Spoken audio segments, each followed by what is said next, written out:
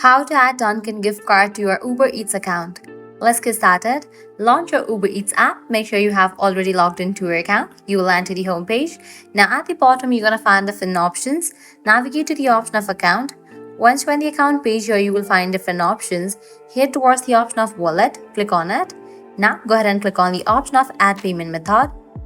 With that, you will be directed to this page. Here you're gonna find different payment options such as credit or debit card, PayPal, and gift card. Go ahead and select the option of gift card. Click on it. With that, you'll get the pop-up add a gift card. Over there, you have to type in your Dunkin gift card details. Go ahead and type in the card number and the PIN. Make sure all the details are correct.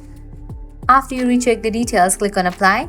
And just for that, your Dunkin gift card will be added to your Uber Eats account. Now your Dunkin gift card information is securely stored and is ready to use for our next Uber order. Well, that's a wrap for this video. This is how you can easily add Dunkin gift card to Uber Eats. At the end, if you guys find this video helpful, don't forget to like, share and subscribe to our channel. Thanks for watching.